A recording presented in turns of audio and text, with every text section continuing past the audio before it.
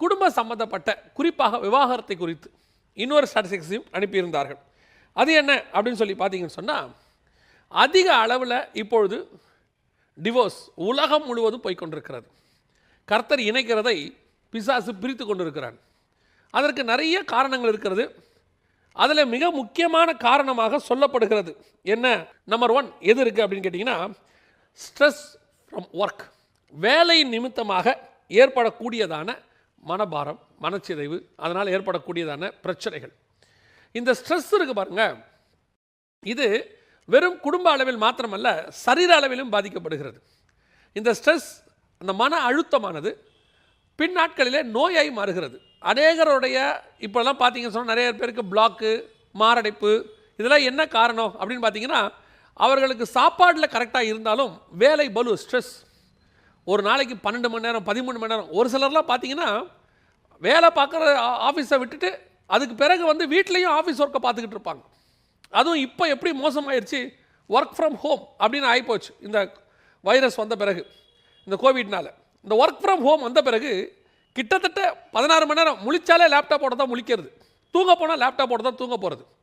இதன் விளைவாக ஒரு பக்கம் சரீரம் பாதிக்கப்படுகிறது, அதையும் தாண்டி குடும்பங்கள் பிரிக்கப்படுகிறது, சிதைக்கப்படுகிறது. குடும்பத்துக்கு நேரம் ஒதுக்கிறதில்ல. ட்விட்டர் கம்பெனிக்காரங்க அனௌன்ஸ் பண்ணியிருக்கிறாங்க, இப்போ நாங்கள் 50% ஒர்க் ஃப்ரம் ஹோமே நாங்கள் இதை பர்மனெண்ட்டாக மாற்றலான் இருக்கோம். ஒருவேளை ஆஃபீஸ் திறந்தாலும் ஒர்க் ஃப்ரம் ஹோமை நாங்கள் மஸ்ட்டாக மாற்றலான் இருக்கிறோன்றாங்க. காரணம் என்ன அப்படின்னு கேட்டால், ஆண்கள் ஒர்க் ஃப்ரம் ஹோம் பண்ணும்போது மோர் ஹவர்ஸ் ஒர்க் பண்ணுறாங்க, ட்ராவல் ஹவர்ஸ் எல்லாம் நாங்கள் ஒர்க்காக மாற்றிடுறோம். அந்த கம்பெனிகள் தங்களுடைய வருமானத்திற்காக அதை அப்படி செய்கிறார்கள். நாம் வருமானம் என்பது எதற்காக? குடும்பத்திற்காக சம்பாதிக்கிறோம். ஆனால் இன்றைக்கி வருமானம் வருகிறது, குடும்பம் இருக்கிறதா? அங்கே தான் கேள்வி. இன்றைக்கி நிறைய பேர் வீட்டில் எல்லா பொருளும் இருக்குது, டிவியிலேருந்து ஐபேட்லேருந்து அத்தனையும் வச்சுருக்குறாங்க. காஸ்ட்லியஸ்ட் iOS ஃபோன்லேருந்து ஆண்ட்ராய்டு ஃபோன் வரைக்கும் எல்லாமே இருக்குது. விலை உயர்ந்த கார் இருக்குது. 2 பேரும் உட்காந்து பேசுகிறாங்களான்னு கேளுங்க, இருக்காது. இந்த டிவோர்ஸில் இன்னொரு மிக முக்கியமான காரணம் சொல்லியிருக்கிறாங்க, ரொம்ப ஆச்சரியமாக இருக்குது. ஒருத்தர் காலையில் வேலைக்கு போகிறாங்க, one of you is morning person, இந்த other one is all about இந்த ஈவினிங். ஒரு கணவன் காலையில் வேலைக்கு போனால் மனைவி ஈவினிங் எம்என்சி கம்பெனியில் ஒர்க் பண்ணுறவங்களாம் நைட் ஷிஃப்ட் போகிறாங்க. இந்த காலையும் மாலையும் இவர்கள் மாறி மாறி போகிறதுனால யாராவது ஒருத்தர் வீட்டை பார்த்துக்கிறாங்க. இது பல நாடுகளில் வேலைக்கு போனவங்களுக்கு நடக்கிறதான கொடுமை நான் சொல்லுவேன். வீக்கெண்டு மட்டும்தான் மீட் பண்ணுவாங்க. அதை விட பெரிய கொடுமை, கணவனும் மனைவியும் வெவ்வேறு நகரங்களில் வேலை செய்கிறாங்க. முடிஞ்சால் வீக்கெண்டு மீட் பண்ணுவாங்க, அப்படி இல்லைனா மாதத்துக்கு ஒரு தடவை மீட் பண்ணுவாங்க. ஒரே ரீசன், பணம். நத்திங் மோர் தன் தட், பணம். அப்போ என்ன அர்த்தம்? அவர்கள் குடும்பத்தை அடமானம் வைத்து பணத்தை சம்பாதிக்கிறார்கள். சம்பாரித்து முடிச்சும் போது 58 வயசு 60 வயசு வரைக்கும் ஓடி முடிக்கிறாங்க. அதுக்கப்புறம் பணம் இருக்குது, வீடு இருக்குது, எல்லாம் இருக்குது. பட் அந்த இடைப்பட்ட காலத்தில் அவர்களுக்குள்ளே பெருகி வந்திருக்க வேண்டிய அன்பு மிஸ் ஆயிடுச்சு. 58 வயசுலேயும் அவங்களுக்குள்ள அன்பே கிடையாது. 58 60 வயசுக்கு அப்புறம் டிவோர்ஸ் பண்ணவங்க நிறையா, அவங்களும் இருக்கிறாங்க. டிவோர்ஸ் பண்ணுறவங்க 60 வயசுக்கு மேலே டிவோர்ஸ் பண்ணுறவங்களும் இருக்கிறாங்க. ஸோ இன்றைக்கி குடும்பங்கள் இந்த மனபாரம், மன அழுத்தம், குடும்ப பாரம், குடும்ப பிரச்சனை, இதனுடைய விளைவாக அதிக அளவில் டிவோர்ஸ் ஆகுது. இதில் பாதிக்கப்படுற இன்னொரு விஷயம் என்ன அப்படின்னு சொல்லி அதையும் கொடுத்துருக்குறாங்க. என்னன்னு சொல்லி நீங்கள் பார்த்தீங்கன்னு சொன்னால், அதிக அளவில் பிள்ளைகள் பாதிக்கப்படுகிறார்கள். 1975லேருந்து 2017 வரைக்கும் கிட்டத்தட்ட இந்த டிவோர்ஸ் ஆகிற குடும்பங்களில் 67.6% பிள்ளைகள் எதிர்காலம் பாதிக்கப்பட்டு தகப்பன் சைடு போகலாமா தாய் சைடு போகலாமான்னு தெரியாமல் பிரிக்கப்பட்டு, ஒன்று தகப்பன் இல்லாமல் இல்லை தாய் இல்லாமல், அவருடைய விளைவு என்னன்னு சொல்லி கடைசியாக பார்த்தீங்கன்னு சொன்னால், தகப்பன் இல்லாமலையோ தாய் இல்லாமலையோ அவர்கள் வளர்கிறதுனால அவர்களுக்குள்ளும் இந்த குடும்ப பந்தம், இதனால் வரக்கூடிய விளைவுகள் எல்லாம் பாதிக்கப்பட்டுருச்சு. இப்போ 2017க்கு பிறகு பரவாயில்ல, கொஞ்சம் குறைஞ்சிருக்கு. எந்த அளவுக்கு குறைஞ்சிருக்கு? 47.1% அளவுக்கு குறைஞ்சிருக்குன்னு சொல்கிறாங்க. ஸோ தயவு செய்து பிள்ளைகள் நிமித்தமாவது பொறுத்து போங்கள். பாதிக்கப்படுவது உங்களுடைய ஃபேமிலி மட்டுமல்ல, உங்களுடைய பிள்ளைகள் ஃபேமிலியும் பாதிக்கப்படுது. மேலை நாடுகளில் இது சகஜம். மேலை நாடுகளில் நான் வேலை செய்யும் போது அவர்கள் ரொம்ப சர்வசாதாரணமாக பேசக்கூடிய ஒரு வார்த்தை, நான் எங்கள் அப்பா வீட்டுக்கு போயிட்டு வந்தேன் அப்படின்னு சொல்லுவாங்க. அப்போது வீக்கெண்ட் முடிச்சுட்டு வரும்போது, காலையில் ஆஃபீஸில் மீட் பண்ணும்போது அல்லது வெளியே மீட் பண்ணும்போது அங்கே இருக்கிறவங்க சொல்லுவாங்க, எங்கே ஒன்று வீக்கெண்டு காணோம் அப்படின்னா, எங்கள் அப்பா வீட்டுக்கு போயிட்டு வந்தேன். அப்படியா? அப்போ இங்கே இருக்குது யார்? இது எங்கள் அம்மா வீடு.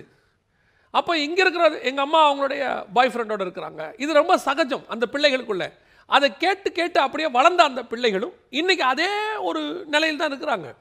குடும்பங்கள் சிதைக்கப்பட்டு, உறவுகள் சிதைக்கப்பட்டு, கர்த்தர் என்ன நோக்கத்துக்காக இந்த குடும்பத்தை உண்டாக்கினாரோ இன்னைக்கு அது இல்லை. இன்னைக்கு என்னன்னா இப்படி பேசுறது எல்லாமே இன்னைக்கு பழமைவாதம்.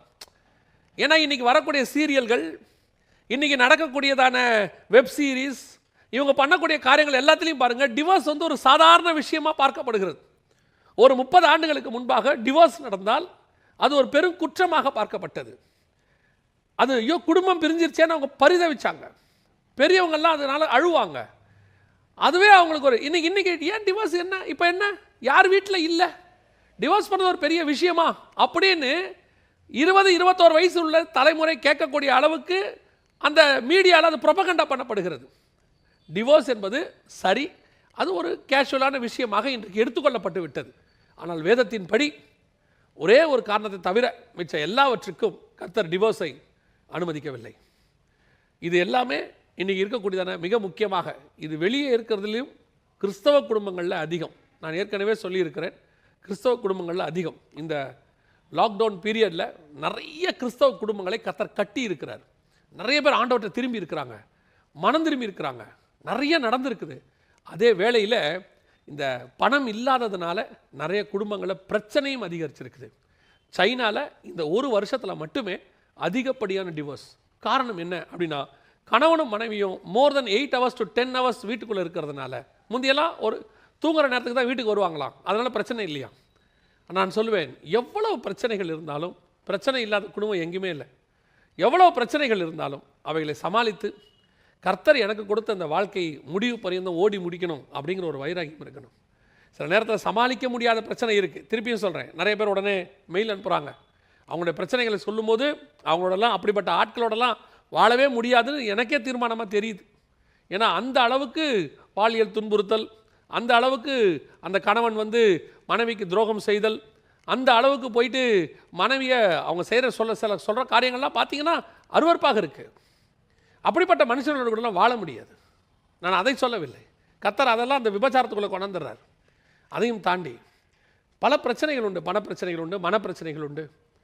உங்கள் நல்ல நடக்கையினாலே மனைவியையும் கணவனையும் ஆதாயப்படுத்திக் கொள்ளுங்கள். உங்கள் பிள்ளைகள் நிமித்தமாவது பொறுத்து போங்கள். காலம் பொல்லாதவைகளாக இருக்கிறது. வெகு சீக்கிரத்தில் ஆண்டவர் வரப்போகிறார். முழு குடும்பமாய் அவருடைய ராஜ்யத்துக்குள் நாம் பிரவேசிக்க வேண்டும். நானும் என் வீட்டாருமோ வென்றால் கர்த்தரையே சேவிப்போம்.